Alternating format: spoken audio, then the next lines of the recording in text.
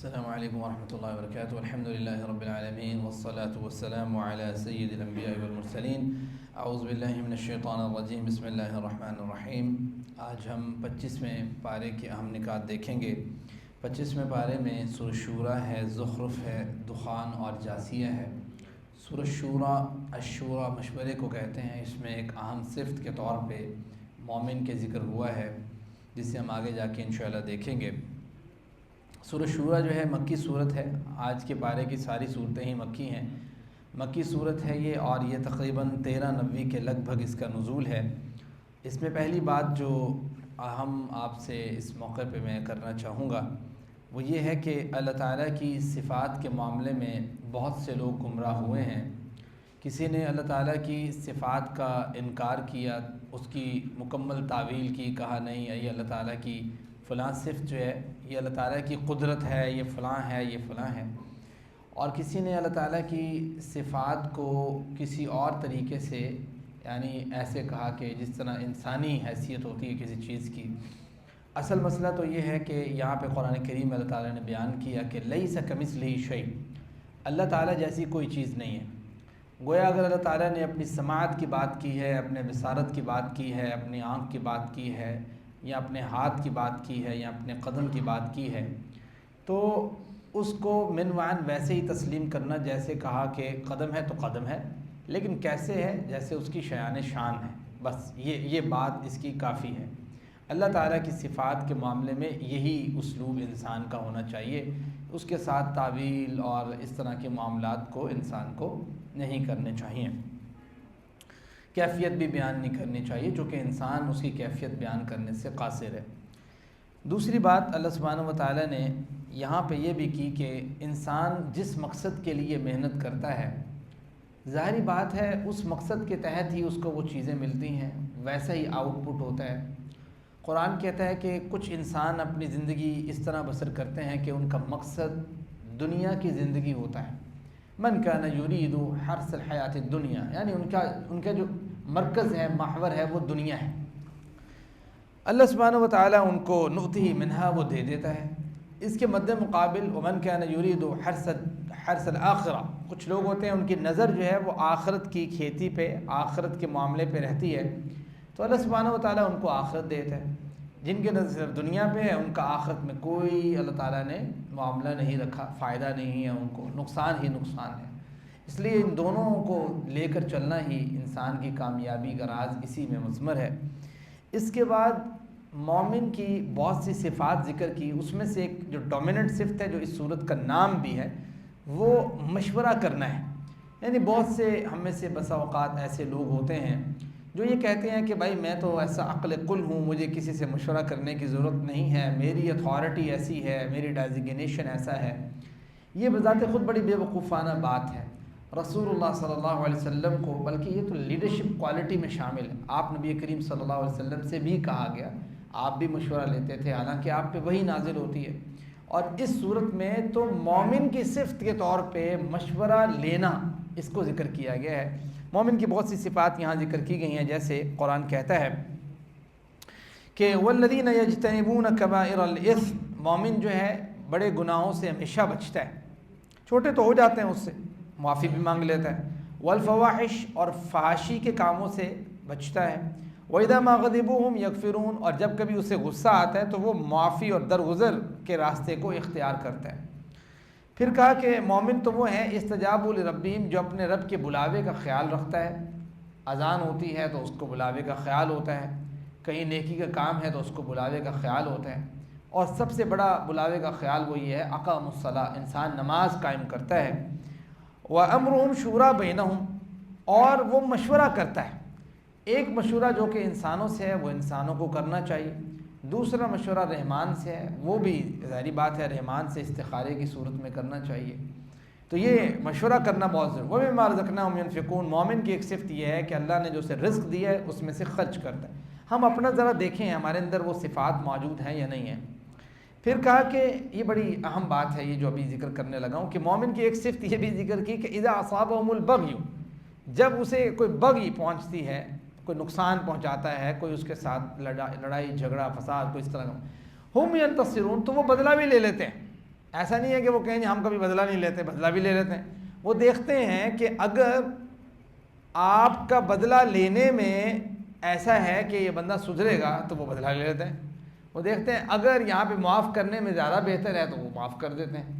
تو گویا یہ کوئی مومن کے منافی چیز نہیں ہے کہ مومن کسی چیز کا بدلہ نہیں لے سکتا.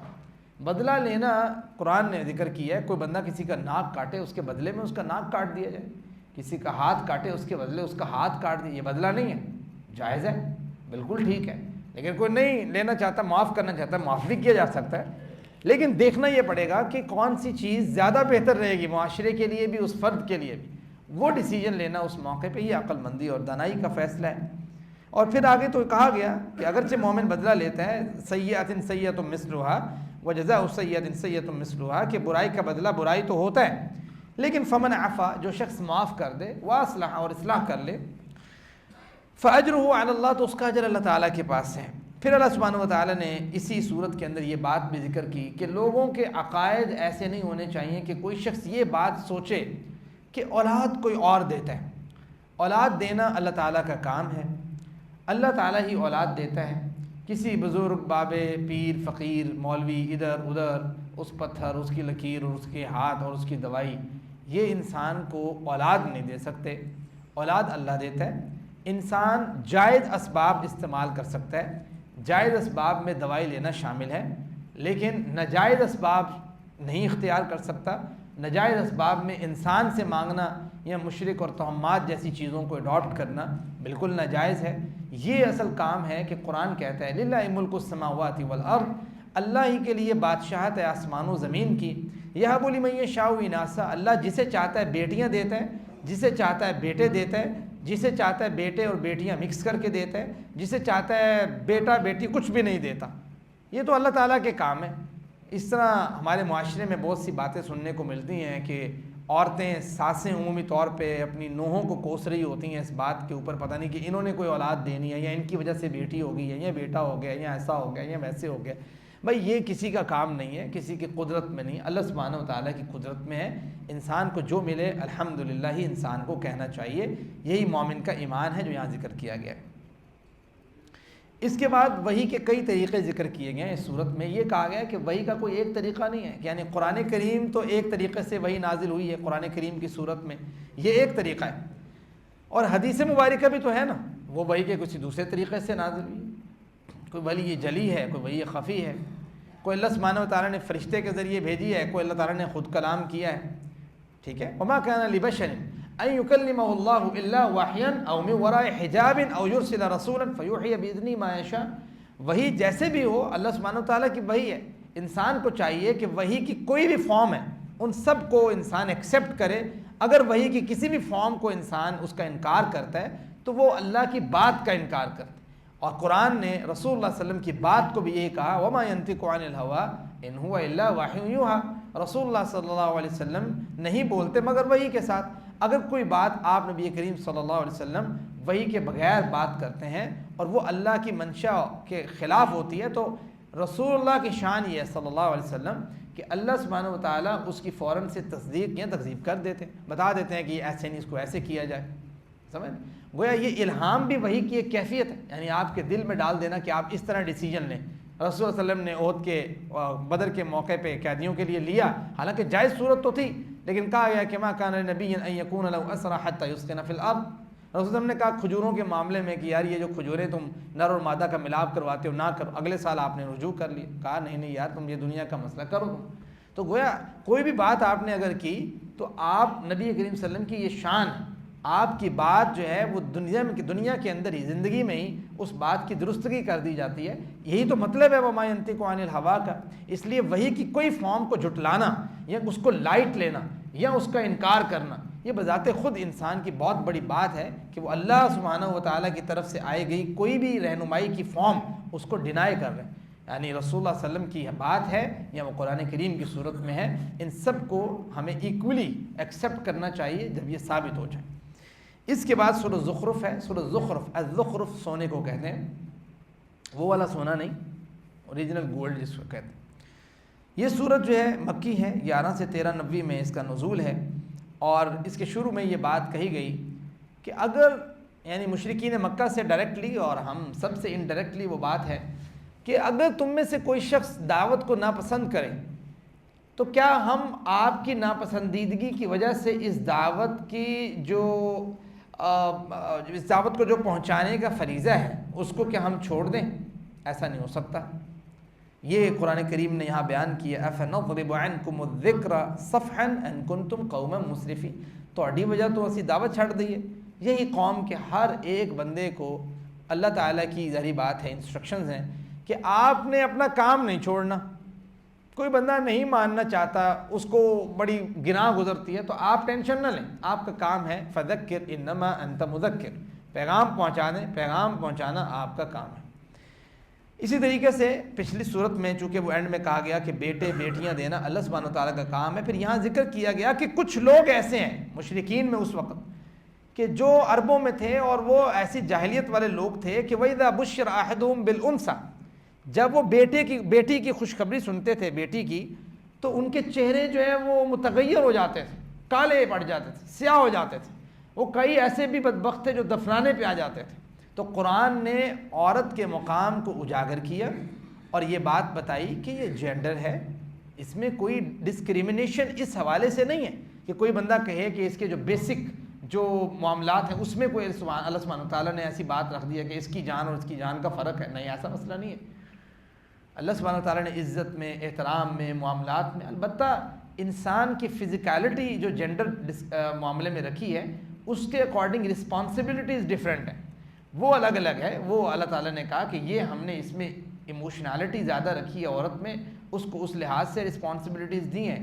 اس کے اندر ہم نے فزیکل جو اس کا اسٹرکچر ہے وہ کچھ چیزوں میں اس طرح مضبوط ہے، وہ اس طرح کے کاموں کو کریں، اس طریقے سے ایک معاشرہ ڈیولپ ہوگا اور وہ اس طریقے سے چلے گا۔ یہ اللہ تعالیٰ کی تقسیم ہے۔ اس تقسیم کو کوئی شخص ڈینائی کرتا ہے، وہ اپنی ہی بدبختی کا کچھ معاملہ کرے گا اور کچھ نہیں ہے، اس کے لیے نکلے گا کچھ نہیں اس میں سے۔ سمجھتے ہیں؟ اس لیے جو گورا سسٹم ہے اس سے کوئی بندہ وہ نہ ہو کہ یار پتہ نہیں ہے، مرعوب نہ ہو کہ یار پتہ نہیں کیا چیز انہوں نے نکال دی، انہوں نے کہا کہ یار پتہ نہیں ہم عورت کی برابری چاہتے۔ کوئی برابری نہیں چاہتے۔ آپ کیپٹلسٹ ایجنڈے کو پڑھیں، آپ اس کے آؤٹ کمز کو پڑھیں اور اس کے نتیجے میں پیدا ہونے والے معاملات کی خرابیوں کو پڑھیں، اس کے اوپر ریسرچز کو پڑھیں، آٹومیٹکلی اللہ سبحانہ وتعالیٰ کی جو رسپانسبلٹیز کے ڈفرینٹ معاملات نظر آتے ہیں ان کو ہمیں سمجھ آ جاتی ہے کہ یار اس کے اندر کیا حکمت ہے۔ تو یہ کوئی بڑی بات نہیں ہے، مشکل بات نہیں ہے اس کو سمجھنا، یہ ایک الگ ٹاپک ہے۔ اس کے بعد اللہ سبحانہ وتعالیٰ نے یہ بات بھی ذکر کی کہ یہ جو اللہ تعالیٰ کی تقسیم ہے، کسی کو زیادہ مال دے دینا، کسی کو کم دے دینا، کسی کو عہدہ بڑا دے دینا، کسی کو کم دے دینا، یہ اللہ کی تقسیم ہے۔ آپ سوال نہیں کر سکتے کہ یار اللہ تعالیٰ نے ایسا کیوں کیا۔ جیسے مشرکین مکہ کہتے تھے کہ یار وقالوا لولا نزل هذا القرآن، یہ قرآن کیوں نہیں نازل کیا گیا من قریتین عظیم، یہ دو بڑی بستیاں طائف اور مکہ، اس بستیوں کے کسی اور بڑے بندے پہ کیوں نہیں نازل کیا گیا، ان پہ کیوں نازل کیا، ان کے پاس تو کچھ پیسے ہی نہیں ہیں۔ تو مال کسی بھی چیز کی سلیکشن میں کرائٹیریا نہیں ہے اسلام میں، یعنی کسی کے بندے پاس پیسے ہیں تو اس کو کوئی یار یہ سلیکشن کا کرائٹیریا یہ نہیں ہے۔ قرآن کہتا ہے اہم یقسمون رحمت ربک، ہم نے تو تقسیم کی ہے یہ مال، یہ بھی اس لیے تقسیم کی ہے، اس کے پیچھے حکمت ہے۔ اگر ایسا نہ ہو، یعنی کسی کے پاس مال زیادہ نہ ہو، کسی کے پاس کم نہ ہو، ہم سب برابر ہوں، تو سر سسٹم نہیں چل سکتا، سسٹم نہیں چل سکتا۔ آپ مجھ سے کام نہیں کروا سکتے، میں آپ سے نہیں کروا سکتا۔ ہماری زندگی میں وہ جو چیزیں ہوتی ہیں نا کہ ہر بندے نے کسی نے کون سی شاپ کھولی ہے، کسی نے کون سا بزنس ہے، یہ بھی نہ نظر آتا۔ اگر ایسا ہوتا، اگر ایسا تو پاسبل ہے نہیں، لیکن اگر ایسا ہوتا تو کوئی دنیا میں ایک دوسرے سے کام کروا نہیں سکتا۔ قرآن نے یہ کہا وَرَفَعْنَا بَعْضَهُمْ فَوْقَ بَعْضٍ دَرَجَاتٍ لِيَتَّخِذَ بَعْضُهُم بَعْضًا سُخْرِيًّا، یہ تو ہم نے سسٹم چلانے کے لیے رکھے ہیں، یہ تمہیں کس نے کہہ دیا کہ تمہاری شان پیسوں سے ہے؟ یہ شان نہیں ہے، اس کی یوٹیلائزیشن سے ہو سکتی ہے کہ آپ استعمال کیسے کر رہے ہیں، ٹھیک ہے، اور چیزیں ہیں اس کے ساتھ جڑی ہوئی۔ تو یہ ساری چیزیں قرآن نے یہاں پہ ذکر کی ہیں۔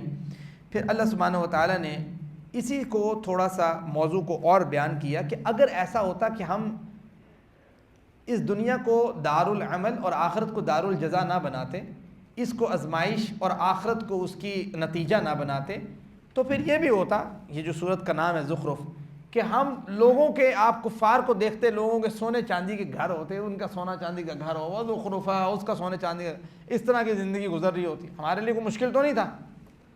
لیکن ہم نے چونکہ یہ دنیا ایسی رکھی ہے کہ کہیں انسان کو لالچ نظر آتی ہے، کہیں انسان جو ہے مایوس بھی ہوتا ہے، کہیں کچھ مال بھی ہے، کہیں کچھ آزمائش بھی ہے. اسی آزمائش، اسی مال کی کشمکش، اسی جو جس کو کہتے ہیں نا کہ اسی فورس جو پازیٹیو اور نیگیٹو کا ایک آپس میں تضاد رہتا ہے، اور اللہ سبحانہ و تعالیٰ کی دعوت اور شیطان کی جو ایک کشش، یہ ساری اس کے مابین انسان نے زندگی گزارنی ہوتی ہے، اور اس کے ساتھ پھر اللہ تعالیٰ کے ساتھ جڑے رہنا، اور وہ جو آزمائش کے اوپر پورا اترنا، لیبلوکم ایکم احسن عملا کا جو فلسفہ ہے وہ تبھی پورا ہوتا ہے کہ جب انسان کو یہ اس طرح کی چیزیں نہ ہوں. تو اللہ تعالیٰ کہتے ہیں ہمارے لیے کوئی مشکل نہیں ہے کہ ہم کسی کافر کو یا کسی بندے کو اس کو کہیں تمہارا سونے کا گھر ہے، تم جس پہ چڑھو گے نا وہ بھی سونے کی سیڑھیاں ہوں گی. تو یہ تو آسان ہے اللہ تعالیٰ کے لیے، کوئی مشکل نہیں. لیکن جو چیز اللہ تعالیٰ چاہتا ہے، جس آزمائش سے گزر کے انسان کو جنت اور جہنم کا فیصلہ ہونا ہے، وہ کیسے ہوگی؟ وہ اس کے بغیر ہوگی، اس کے ساتھ نہیں ہو سکتی. اس لیے ہم نے یہی معاملہ رکھا ہے. پھر سورۃ دخان ہے، دخان دھوئیں کو کہتے ہیں. مکہ میں یہ مکی صورت ہے، 6 سے 10 نبوی میں اس کا نزول ہے. مکہ میں جب رسول اللہ صلی اللہ علیہ وسلم پر شدید مخالفت اور گھیرا تنگ کرنے کے معاملات، تو آپ نے بد دعا کی مکہ والوں کے لیے کہ اللہ تعالیٰ ان پہ ویسے ہی قحط نازل کر جیسے یوسف علیہ السلام کے دور میں نازل، اور وہ نازل ہوا. قحط آیا، ایسا قحط آیا کہ لوگوں نے بھیجا رسول اللہ صلی اللہ علیہ وسلم کے پاس کہ دعا کر دیجئے.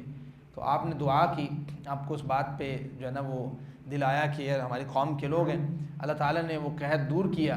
پھر رسول اللہ صلی اللہ علیہ وسلم نے اس صورت کی آیت نمبر 10 سے 15 کی تلاوت کی. فارتقب یوم تأتی السماء بدخان مبین. دخان مبین، دخان مبین مطلب یہ دھواں ہو جائے گا آسمان. اس کی پیدائش کا ذکر پہلے ہوا، تب دھواں تھا تو اللہ تعالیٰ نے بنا دیا، اب پھر دھواں ہوگا. یہ قرآن نے ذکر کی ہے. یخشی الناس ھذا عذاب علیم. اس دن پھر اللہ تعالیٰ کا تو عذاب ڈھانپ لے گا، پھر تو کوئی بچنے کا رستہ نہیں ہے. اس وقت لوگ کہیں گے ہائے اللہ تعالیٰ ہم سے عذاب دور کر دے، ہم ایمان لے کے آتے ہیں. اس وقت ان کا ایمان کارآمد نہیں ہوگا. جب اللہ تعالیٰ انا کاشف العذاب قلیلا، اللہ تعالیٰ جب کوئی چھوٹا عذاب دور کر دیتا ہے، کوئی عذاب دور کر دیتا ہے، تو لوگ دوبارہ سے پلٹ آتے ہیں اپنے ان برائیوں کی طرف. یہ نبی کریم صلی اللہ علیہ وسلم نے اس کا تذکرہ کیا. پھر اسی صورت میں اہل جہنم اور اہل جنت کا بہت خوفناک منظر جہنم کا بیان ہوا ہے. قرآن کہتا ہے ان شجرۃ الزقوم، یہ زقوم کا درخت جو ہے وہ پیش کیا جائے گا جہنمیوں کے لیے. قرآن کہتا ہے کہ طعام الاثیم، یہ کھانا ہوگا گناہ گار لوگوں کا. کالمہل یغلی فی البطون، تانبا جو پگھلا ہوتا ہے یہ ان کے پیٹوں میں کھولے گا جیسے پانی کھولتا ہے. خذوہ، پھر ان سے کہا جائے گا ان کو پکڑو. فاعتلوہ، اور گھسیٹو. الی سواء الجحیم، اس جہنم کی طرف. ثم صبوا، اور پھر ان پہ انڈیلو. فوق رأسہ، ان کے سر کے اوپر سے گرم پانی. اور پھر قرآن کہتا ہے ذق، پھر ان سے کہا جائے گا چکھو. انک انت العزیز الکریم، تم بڑے باعزت اور بڑے کریم، ٹھیک ہے، اور بڑے غالب بندے سمجھے جاتے تھے نا کہ تمہارا بڑا رعب ہے اس دنیا کے اندر، ٹھیک ہے، اپنے بہاف پہ تم یہ بات سوچتے تھے. ان ھذا ما کنتم به تمترون، یہ اس وجہ سے ہے کہ جس چیز میں تم شک کرتے تھے. اس کے برعکس جنتیوں کا ذکر ہے ان المتقین فی مقام امین، وہ تو اللہ تعالیٰ کے امن والے مقام میں ہوں گے. فی جنات وعیون، اس میں باغات ہیں، اس میں چشمے ہیں، اس میں انسان کے لیے موٹی اور نرم جو ہے وہ اور باریک جو ہے وہ ریشم ہے، اس میں اس کے لیے اس کی بیویاں ہیں، اس میں جو ہے نا وہ اور بہت سے پھل ہیں. انسان کو موت تک نہیں چکھے گی وہاں پہ، اللہ تعالیٰ کا فضل ہی فضل ہوگا. تو قرآن کریم نے جنت کے مناظر بھی اسی طریقے سے بیان کیے. آخری سورہ الجاسیہ ہے. جاسیہ کہتے ہیں گھٹنوں کے بل گرے ہوئے شخص کے لیے جاسیہ استعمال ہوتا ہے، اس کیفیت کے لیے استعمال ہوتا ہے کہ جو کیفیت نہایت ہی ایک عاجزی کسی کیفیت میں انسان بالکل. قرآن نے کہا کہ قیامت کے دن جب یہ لوگ آئیں گے وَتَرَى كُلَّ أُمَّةٍ جَاسِيَةٍ، گھٹنوں کے بل گرے ہوئے، پھر ان کو ان کے نامہ اعمال ان کے دائیں اور بائیں ہاتھ میں تھمایا جائے گا. اور قرآن نے یہاں پہ ذکر کیا ہے کہ انسان کو یہ اس میں سبق حاصل ہوتا ہے ان آیات سے کہ بعض لوگ جو ہیں وہ اللہ تعالیٰ کی بات کو سننے کے باوجود بھی تکبر اختیار کرتے ہیں اور اپنی غلط بات پہ مصر رہتے ہیں، اڑے رہتے ہیں.